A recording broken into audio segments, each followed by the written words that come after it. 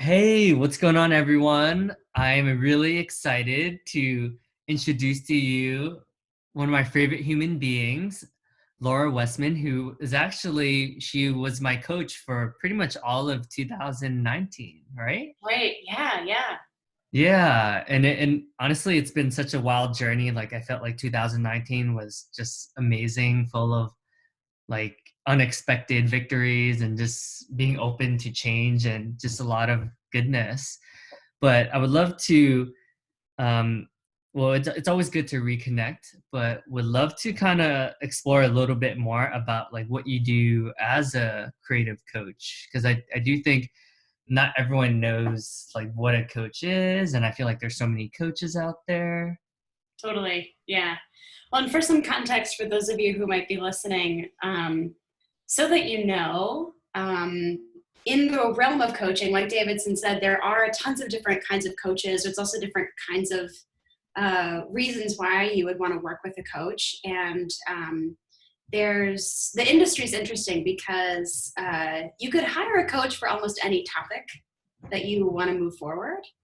And it's not super regulated. So we have a governing body, the International Coach Federation, which accredits training programs and gives credentials to individual coaches, which is kind of, it's just one marker, so that you know that the coach you're working with has been trained, vetted, tried and true in some capacity. But I think one of the reasons why I'm so excited to just get to share about it and talk with you more about it, Davidson, is because I think when you're in careers that are about supporting people, it's really important to learn for yourself the language of being supported fully.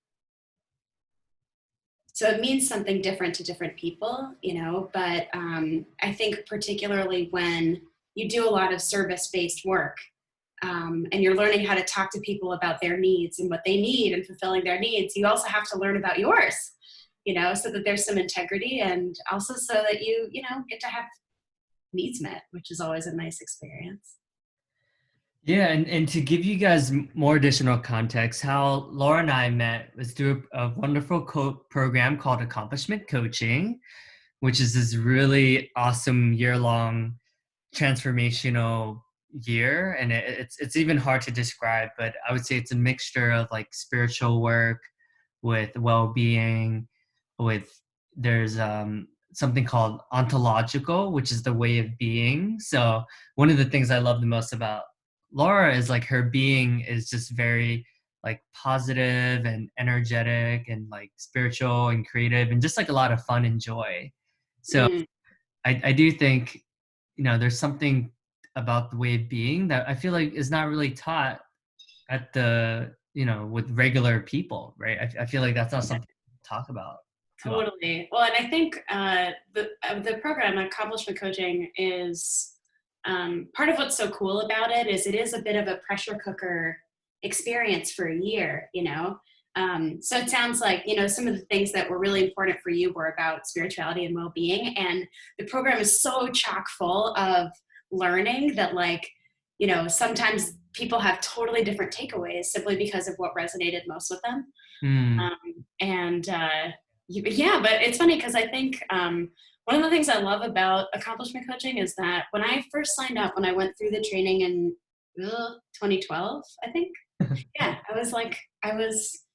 I just turned 24. And I signed up for the program because I was like, I want to be a coach for all these reasons, and I'm going to tell people the right way to live and all this stuff. I kid you not. So we just moved, and I found a bunch of old journals, and I went through one from that year, and I started a new journal on the first day of my training program. And it's like, I can't believe I'm in New York, and it's not to visit someone. It's like, for me, and I'm going to take control of my future. And it's so cute to look back on because that is totally what I was doing, like making that kind of choice, to become a coach. But it's also funny because now as a leader of the program, like every time I get to deliver the program, there's another theme that reveals itself as most important to me. So to me, it's always like an opportunity to just like relearn every year and like rediscover like, oh, what's next for me in that area, or what's next for me in that area. This is what happens when you spend too much time with coaches. You just total nerd for like improving things. So I'm curious as to what is it this year now that you're teaching or you're the program leader again? Yeah, so this year, so I've been bopping around. I was leaving in Chicago for a couple of years. I'm back working in New York, and it's interesting timing of your question because this is a year for me about breakthroughs in well-being, like an experience of well-being in my life, and having my success come from that experience of being well. Hmm. And so, you know, we just did a huge move. We just left Manhattan to come out to Union, New Jersey. And part of the vision I had for moving here is that I wanted to live somewhere where I felt more connected to nature and also a place where I could wake up in the morning and feel like I could just fall out of bed and go outside for a nice walk or something like that. Because it's not like that on the Lower East Side, you know, it's like we're in tiny buildings and you got to get out and get through the people and, you know, get to the river, like whatever. So it really has been about like an overhaul of the experience for me. And even given the quarantine, I got to say, this is it. Like, this is the right place for that. So, yeah. So yeah, well-being. It was interesting because like I know that was one of the months. So every month there's a different theme, and one of the months is well-being. And I guess like that was not one of my takeaways because I guess for me like well-being was always like the top priority. So it was always something that was like just a huge focus for me. Mm-hmm. When you mentioned it's a pressure cooker, it's interesting to see that, oh, I think going into the program, my lack of spirituality was sort of one of the things that was, I would say, missing, a better word. And that was like a huge takeaway. Wow. Yeah. That's awesome. Yeah, I know for me, well-being was a big one because when I signed up for the program, one of the jobs I had was in the service industry. And because of scheduling and also just kind of like what my social life was like, I just never slept, Davidson. I didn't sleep. I had no relationship to sleep, you know? And then like, but how I also ran my life was very externally focused. Like some of it is that stage of life, like in your early 20s, you know, you kind of want to be out there, you know, and there's a lot of like discovery and experimentation. But I was also like kind of last on my list in terms of people to pay attention to. Huh. Yeah, that's a good point. I feel like you're pretty good at setting boundaries now. Like I was gonna say like 8 years of ontological coaching and training has gone a very long way. You know, there are lots of those boundaries now. Yeah. that's awesome. Huh. Interesting. Yeah. Yeah. But I think to answer your question, so I've been working with my current coach for I think going on 3 years now. Mm-hmm. And when I first signed up with her, I was like, we got to work on my well-being. Like I've taken a lot of steps, you know, but like there's more. And so it's really kind of satisfying to be in this creation phase, literally, of like my home environment. And it's already given me so much more energy when it comes to like talking to potential clients and just doing the work that I do to be so like sourced up by my home. It's very different than it's been. So it's pretty cool. Yeah, that definitely warms my heart. That's awesome. I'm so happy for you. Thanks. Also, in kind of in line with like before we hit the recording when we were talking a little bit about like enjoying the woo-woo a little bit more. This morning, you know, one of the things I've been noticing given the quarantine is my needs change. You know, like there are some days when I have a lot of energy and lots of desire to work and connect with people. And there are other days when there's not a lot in the tank. And so one of the things I've just been letting myself do is go for long walks in my new neighborhood. And I wear a face mask and we don't really see anybody else, you know, we're safe about it. But one of the things that I've been doing is just letting myself explore. And Davidson, this morning, I went for a walk and I was just so captivated and enjoying it that I got completely lost. I love it. I got completely lost. Did you not bring your phone? I did, but like it took a couple minutes for me to be like, oh, this is an easy problem to solve. Like, let me just whip out the GPS and get back. And, but it was like, I went the wrong direction on my way back. Like, clearly, like, something in me needed like some wilderness or something, because like, I just totally got turned around and had to figure my way back. And it was beautiful. Like, the sun was shining. I was listening to music. It was kind of nice to just feel wild and free for a little while.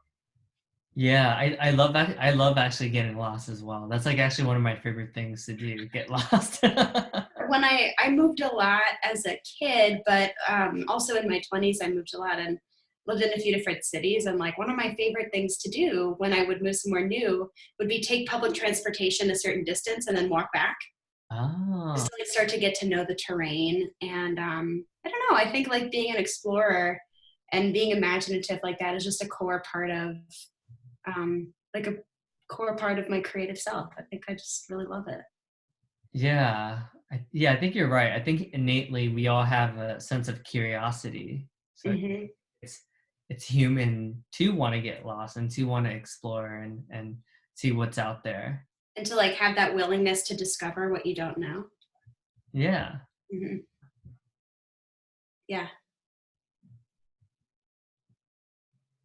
that's kind of like the name of the game right now, isn't it? There's a lot of what we don't know happening. Hmm. Huh. Maybe do you think that's why some people are taking it very well and some people aren't taking it as well? Because Hmm. they're not there's so much unknown. It's possible. It's definitely highlighted why coaching matters so much to people, is because all of coaching is about what's in the unknown. And like, I think there's a lot of power right now, moment to moment, even for all of us to really notice the line, like how much of not knowing can we be with, Huh. you know? Like, there are some days where I'm like, you know what, I have a lot of faith.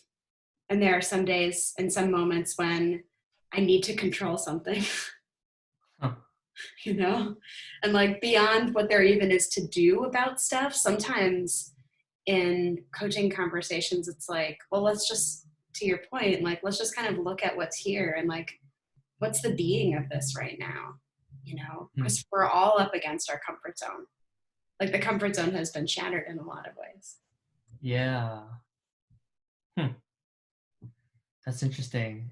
I feel like this conversation's timely as well because I do think, whenever I have any anxiety at all, like no matter what the topic is, the anxiety always just comes from a sense of like wanting to control or wanting to know exactly what the future looks like. Mm-hmm. Feel that's like a very I'm just setting myself up for failure if that's the case because there's so much that I don't know Mm-hmm. and it's not leaving myself room and space to kind of be with like the unknown. Yeah. Mm-hmm. Well, it's funny, uh, as someone with an anxiety disorder, me, um, I was a little surprised that when the city started first closing down, I felt a weird sense of calm. And I was looking at it and I was like, that's kind of messed up, because like everything is changing really fast. I was like, it feels backwards from what it should be, quote unquote. And I thought about it and I was like, well, some of anxiety for me, part of the ecosystem of my anxiety is like, there's an outsiderness to how I am. Hmm. And that's just part of like the language of my anxiety, is like, other people dot dot dot, but I dot dot dot. Oh, And it's not logical and it's not rational, but it's like part of the thought process. And I was like, wow, now all of New York City seems to be sharing my anxiety. Like, that's weird, but there was something about it that like calmed me down at first. so that's interesting. So your self-talk is that you're separate, I guess? Yeah, like, in the anxious state, when Yeah. I'm like in my anxiety, there's like a separation, and there's also like the story of my anxiety is a lot of like, you got to make sure that like everything's perfect in the future, so you get to stay with people and not be rejected, and Mm, it's that sort of like line of thinking. that's interesting because everyone loves you, right? So it's kind of like interesting how like, It is like I think this is one of the most interesting things to me about my work is like, because you really get to start to see how crazy human beings are, like the disconnect, like mm, it is odd. And I also think because of this whole situation, people are kind of getting more space to sort of be with themselves, and like for better or for worse, here we are. totally. Yeah, it's been interesting because I'm definitely like the type of guy that like doesn't like being with himself.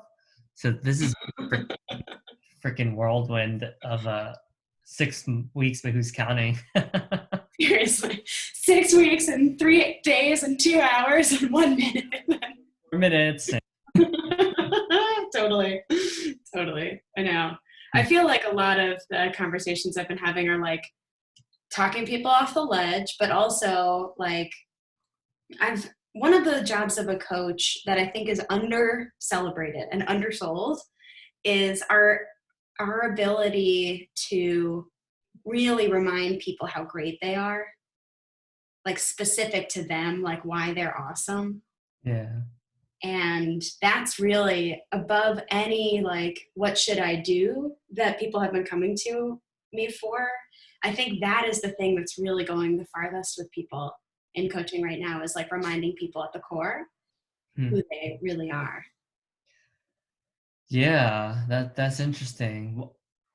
I feel like there's so much we can talk about there, but I guess like why do you think human beings like don't see ourselves for what other people see us as sometimes? Like why do you think there is a dissonance? Mm. Hmm. Totally want to ask you the question too. You want to ask me? Yeah, yeah, yeah, yeah. Well, some of it is like, it might be, I think it would just be cool to like share our perspectives on it, because, we're all different people. So like the flavor of it might be different, but I don't know. I think for me, part of why I think there's that disconnect is because like, when you're a kid, you're kind of being trained in how to operate in the world. And the training, quote unquote, coming from adults and other people is often smushed together with relationship and love. And so I think we start to smoosh together, um, like, oh, when we do things the right way that's pleasing to other people, that's when the love we need is there. Yeah. So it might come from that in some capacity, like there's stuff that we've been trained is right that's not necessarily authentic to us. It's just what we're trained in. And I think that creates internal rules and regulation and a lot of self-judgment. And so I think many of us get bogged down in that analysis and trying to get ourselves to be more pleasing, Hmm. which is really different. Like very rarely, I think, do people show up to talk to their friends and be like, here's all the things that I think I did wrong today, Right. and let's evaluate them and like look at how to be better. Like the way that we are with people is very different often than the way we are with ourselves. Huh. Yeah, that's Is definitely that, yeah, like, do you have anything you would add to that or change or? of why there's a dissonance. Yeah, yeah. I do think you're right. It typically stems back to relationships, like specifically with the family. I think like there's always like something family related, just because there's so much time that we spend with family at like such a young age that it's kind of like the foundation. So I think it definitely it's like depending on what happened in your childhood determines a lot of, and then I think we also try to make up for what we think we didn't have. Mm-hmm. So if it was like love or whatever it is, like, so people that are always giving, like people that do service work, I feel like sometimes it's like, oh, maybe I didn't receive that love, so that's gonna be my full-time job. Like I'm gonna be a full-time lover, you know. So I Yeah. think like it's like something that has to do with the past. Yeah, like fixing something that wasn't there before. Fixing, that's a good word to. Totally. Yeah. Well, it's funny. I bet for people listening that aren't familiar with coaching, they might be like, what is this therapy? So I just want to tell them coaching and therapy are different, different. But I think talking about some of this early childhood stuff or the past or whatever, from a coaching perspective, we kind of look informationally, versus in therapy where often you're emotionally processing the stuff that happened, or the stuff that is happening. So it's sometimes we might overlap in like the content of what we're talking about, but in coaching it's more like, oh, we're gonna look to the past to get some info and like look at how it's operating now. So it's a little like just a little bit different. Yeah. And I think what's awesome about coaching is like you said, like it's every day it's like a different, you can bring something new like every conversation, right? So it's kind of cool because I mean at the core like it does stem to like the same sort of things. But I remember like some days like I would be talking to you about work related stuff, and then some days it'd be like completely different things. But it's interesting to see, to connect the dots, that it all ties together even though Mhm. it's, seemingly like very different on the surface. Totally. Well, and I think a lot of coaching also happens with the sort of implicit understanding that we are the source of everything in our lives. Like there's an element of like choice and responsibility there. Mm. So it's cool because it means from that perspective, we can look at all kinds of different topics from the place of like, oh, what do I want to generate here? If I get to be fully the creator of this, what's there? Which is, a little bit different from therapy, where sometimes in therapy you're looking at being responsible, but often you're not. It's a totally different conversation, right? Where Yeah. you're like healing a lot of stuff, and that's a very different way to work. Yeah. Hmm. Yeah. So I'm curious, is there like a common theme or common what people typically come to you for? Like I feel like because every coach sort of has like an energy that gets attracted to them. That I don't know if that makes sense. Totally. Well, and I think as a coach who also works with lots of coaches and is in a community of coaches, Mhm. like you kind of settle into your thing over time, like I think it's very rare that a coach is like, this is who I work with forever. Cause like we change and we grow, and so who you serve is also going to change and grow. Mm. And I think for me, it's it feels a little backwards, but like I've been doing a lot more executive coaching, which I thought would have me more in the realm of like performance Mm. and results. But where it's led me is actually a much stronger focus on creativity and spirituality, and how that, like using that as a tool for new results, Mm. what that creates. Did that make any sense? Yeah, I think the misperception or the what people think of like executives is like very like performance results driven, like maybe more of like the masculine energy of doing, but in actuality, the best executives are more in touch with like their spiritual side and their creative side, because a lot of times you are like you're a creator, right? In a lot of ways. That's, Yeah, well, and sometimes I talk to founders, they are the creator of their whole company. yeah, They're also often the generator of the company's narrative. right. And so it's part of their job to not only lead, but kind of shape how people feel about the company too, which is innately a deeply creative experience. Hmm. And if we're like really locked into the way it's supposed to look, like that's really kind of narrows Hmm. what's possible. I think to your point of like rebirth and sort of like reinventing yourself and how there's like different layers, I think that goes back to that, right? Because I do think I've had a couple instances recently where my whole worldview was like shattered.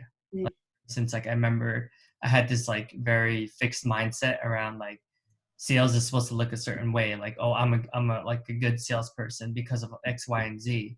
But then because I was holding on to that belief for so long, I was resistant to any new ideas that challenged my original belief. And because of that, it's actually preventing me from becoming more effective. So Mm. I finally realized that. I was like, oh my God, I can't believe I was doing this for like so long, 10 months. It's crazy.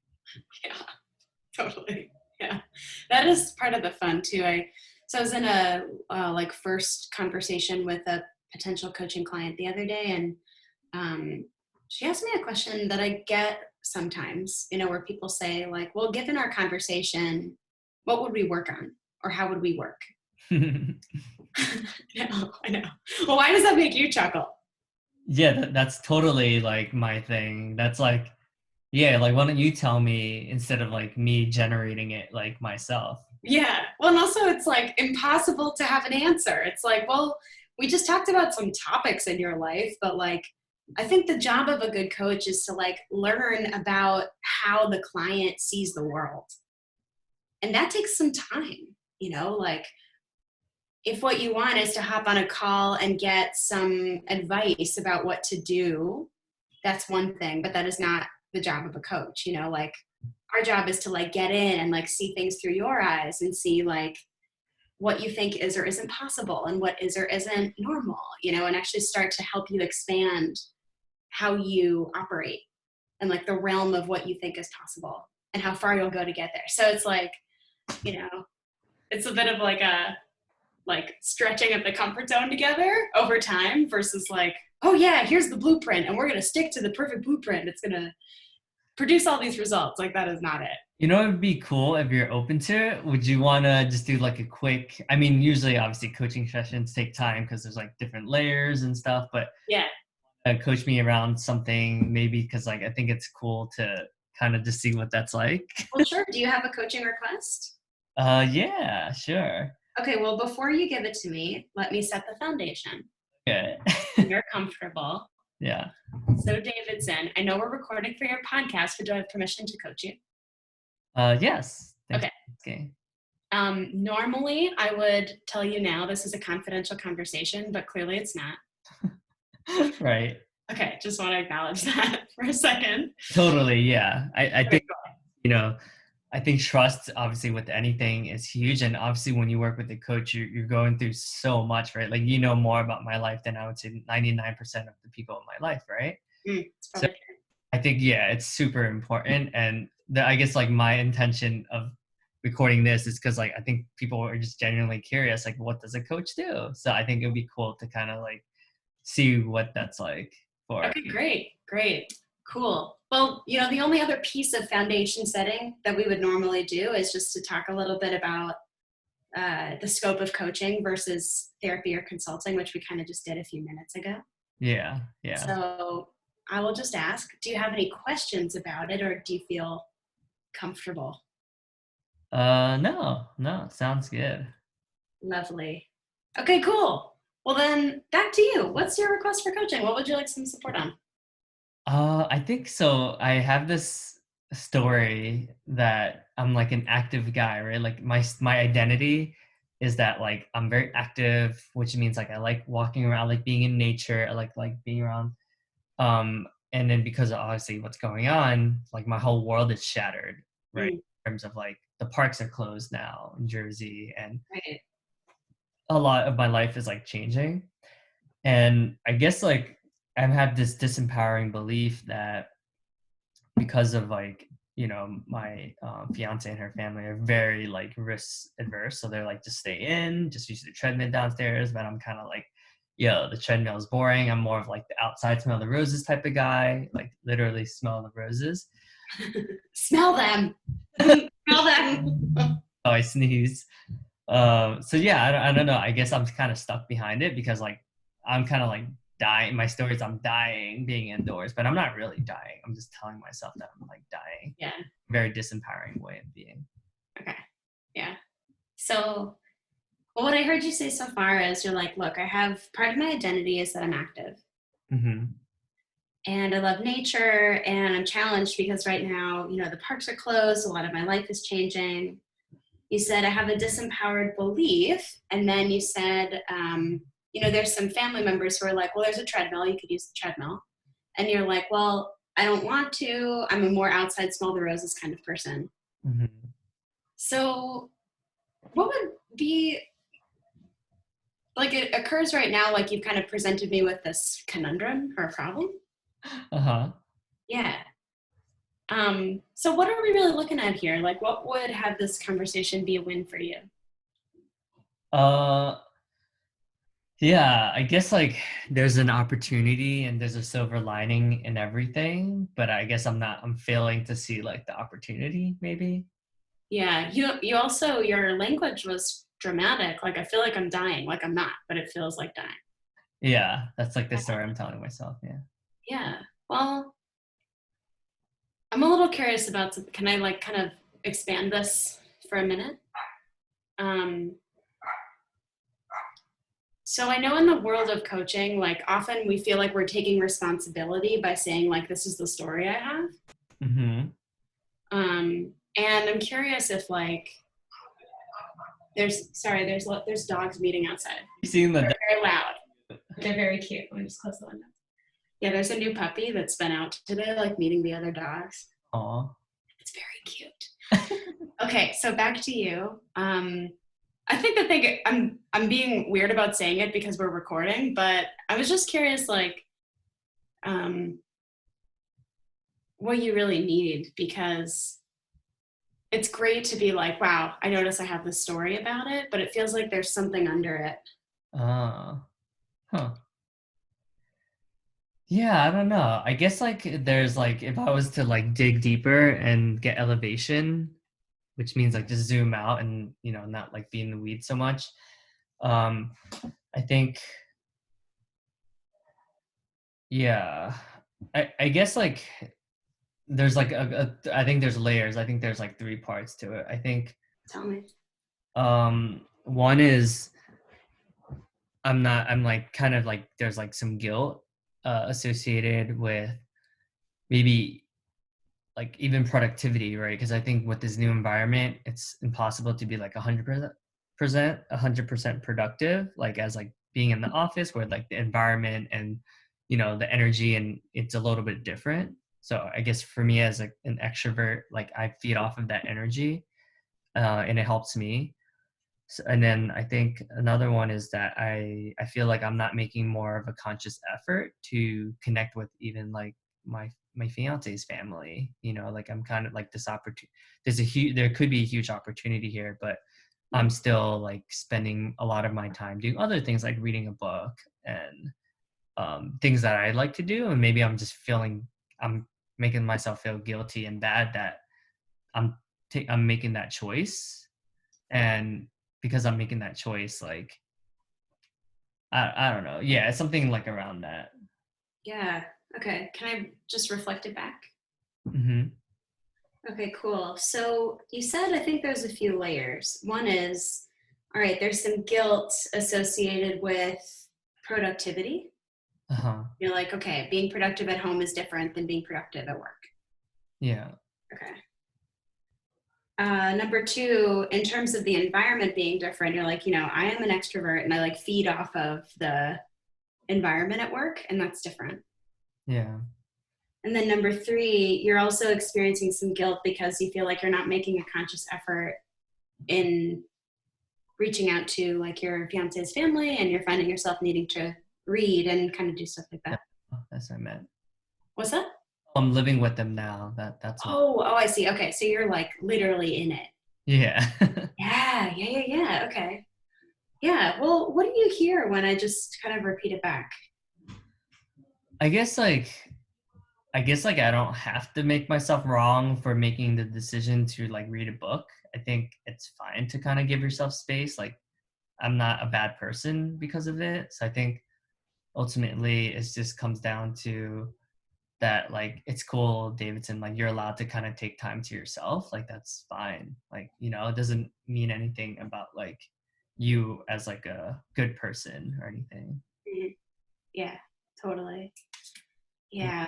Yeah. And I think this is less being coach about it and more just human to human. You know, there's a lot of changing circumstances, a lot. So you have gone from literally working in what I think is the coolest work environment ever, It's very, day to day, you know, like this very joyous experience. Like you've had a little commute, you get to go see people. There's a lot of like stimuli to make you smile and kind of bring that part out of you. mm-hmm. And you've gone not only from the temporary loss of that, but to living, you know, surrounded by people that you don't normally live with, right? Yeah. Yeah. Yeah. So there's a lot that's different, you know? And I think the coach in me would say, like, there's probably a lot of needs that you're discovering right now, you know, just to kind of help cope. Hmm. Yeah. For anyone listening, Davidson's writing this down. You That's how I know I said something good. He's writing it down. can tell. Yeah, I mean, that's honestly, this is sort of an aside from the coaching, but this is the conversation that I have been in with everyone right now. Right. Everyone is like, I'm having this expectation of my performance. It's not going like that. What's wrong with me? Hmm. And it's like, well, there's a pandemic. Yeah, true. You're operating in circumstances that are sudden and largely beyond your control. Right. So there's a lot of stuff in our space that normally isn't here, you know? Hmm. Yeah, I do feel like a sense of much more like calm and peace after just having this conversation. Mm. It was cool like that you gave me space, like you didn't like tell me like blah blah blah, you know, like you kind of just like reflected it, and in that reflection, and you didn't like twist it around to like amplify it or whatever. It was like very like clearly like a mirror, like a reflection. Mm-hmm. Because of that, like I was able to kind of like come up with that realization on my own rather than you Right. kind of like spoon feeding me like the answers. Yeah. And then I slammed all my own stuff on it at the end, you know, just to make it good. But I actually did have another, can I ask you one more coaching question? Yeah. Okay, cool. So having looked at it from this perspective, what are you really looking for in this coaching request? Like if we were going to create something, what would it be? Like what's like an action item that I can like implement, you're asking? No, but if you would like to answer that question, that'd be awesome. That's a good one. So you're asking like what's the real like juicy, like what's like the real request that I'm like, what's something that I need, I guess? Yeah, it's kind of like, so my listening of the last couple of minutes was like, and this is how it normally is at the beginning of a coaching call, like we bring something and we're like, I think this is the thing. And then often that thing is just from our automatic. Hmm. And so then it's through these questions where we're like, oh, okay, from my highest and best, what do I need? You know? And so all behind the curtain over here, Davidson, that's what I was listening for, was like, oh, okay, so Davidson's automatic is like shut down and in some guilt and has not having his needs met and making himself wrong, you know? So then you identified that, which is great. So you kind of called yourself on your automatic. Right.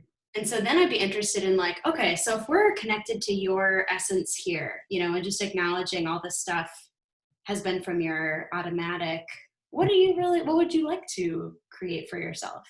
Is it actions? Is it ways to get those needs met? Is it, how do I stop and smell the roses when I can't go outside? You know, like, it's just a more like coming from a more empowered place. I think because I have like an expectation of how like I should be, and it's like, okay, well, who says that I should be, you know, doing that, right? That maybe that's just like what other people have told me or whatever, or what others have done. Maybe people have just been sharing. Yeah. And then I'm sure half of it is like my own expectations of like, yeah. So I think that's interesting. I don't know. Did that answer your question? Well, it's funny because I think I what I'm asking for is like, is there something you want to pin down for you that you get to take away? Oh, But also, this isn't a conversation for me, this is for you. So whatever you're actually getting, Oh, I think is the thing that actually matters here. right. Yeah, I think it is comes back to like just my own expectations, and it's okay to if performance dips, it's fine because like it's literally everyone's encountering some sort of like lack of performance, you know? And I think Well, and sorry, please finish your sentence. oh, no, I was just saying performance I think is tied back to like expectations, which I think it's like healthy sometimes. I think it's good to have expectations sometimes, but I think most of the time it's like not good. Totally. Yeah. It's like if there's an expectation from like that we're setting for ourselves with a particular purpose, I think that's awesome, you know. But it's the ones that are unconscious that I think bring us some trouble. The other thing I was going to say is I was talking to one of my mentors, Christopher McAuliffe. He's the founder of Accomplishment Coaching, and he's a master certified coach, just all around wonderful human being. And he reminded me, I was like having my version of this thing that you just said. I was like, what's happening? I can't function. Ah, I'm terrible, you know. Meanwhile, if we zoom out, there's a pandemic. And I just moved, you know, which is like a very big deal. So there's a lot of like stuff, you know, and he just reminded me, he's like, you know, in times of crisis, we all revert back to what's automatic.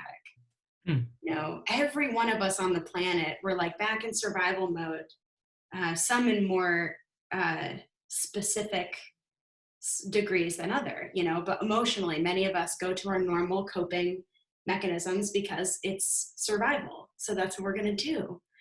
And there was something about that where I was like, oh my God, yeah, I'm not a crazy person. We're all in it, you know, like every person in your house is in it, every person in my house is in it. I mean, there's only two of us, but my fiance did make a big food order, including lots of like cookies, which he does not normally eat. Oh, interesting. And I was like, is this part of your coping with the pandemic? And he was like, yeah. Oh, You know, so we're all just like kind of doing the things that we know how to do in times of when we have to survive. now I'm curious, like, what are your survival mechanisms? Now that would be awesome to know. Well, apparently getting lost in my new neighborhood is one of them, you know? But you know, like I was talking about with my anxiety, my survival is a lot of controlling, Uh-huh. just like whittling down on what I can control, not in a good way, you know? It's all inside of trying to control stuff, trying to control people, you know, like had a client who wants to end the contract due to changes in coronavirus, you know, stuff is happening. Right. And this isn't how I talked with him about it, but my first emotional response was like, oh, I have to control this part of it and this and this and this. And it's like, no, this is about your client. This is not about me, you know, like, and we can just bottom line it with like control and making mountains out of molehills are kind of like my survival techniques, I guess we could say. Dinner time, babe? Huh? Oh, all right. I guess we have to, yeah, it's dinner time. Oh my gosh, yay. What are you guys having for dinner? I'm not sure, but it's usually pretty good. It must be really nice to be cooked for, actually. That sounds lovely. That's awesome. Sounds really nice. Well, thank you so much for having me. This was so wonderful, Davidson. It's always so nice to spend time with you. Yeah, it was awesome. And Laura, I would like to acknowledge you for just your bright beam of energy and your lovableness and how you're able to bring Uber drivers to being in the like the basement of a hotel room, like they had just met you. And yeah, these really cool stories. I feel like you have all these interesting people that you're always meeting, and somehow they still trust you enough to go to this random weird thing that you can't even describe. Thank you so much. Thanks. Well, I acknowledge you for creating this structure during this crazy time, like creating something you get to show up and be creative for. I acknowledge you for the partner you are, just like loving and kind and open. And I acknowledge you for the leader that you are. Like, I love that you are having these conversations and creating more ways for people to get to know themselves better. I think at the core of all of this is just a desire for people to get to be more themselves, so thanks for caring so much about that. Yeah, thank you. Thanks, Laura. I appreciate, yeah, this was a really cool conversation and timely, and yeah, definitely something to think about, because I do think when you reflect that we're all going through like survival mode right now, it kind of like also gives us space to like be okay that we Mm-hmm. always going to be perfect, and it's okay to sometimes like go back into that, as long as like, Yeah, first like realizing it and then not letting it like consume our lives. definitely. Yeah. And I hope that part of what's comforting about that is a reminder that, like, given these circumstances, just being a person every day is like a huge accomplishment. So we should be really proud of ourselves. Yeah, that's Yeah. true. Oh, and by the way, I'm reading the like phenomenology book. It's pretty interesting.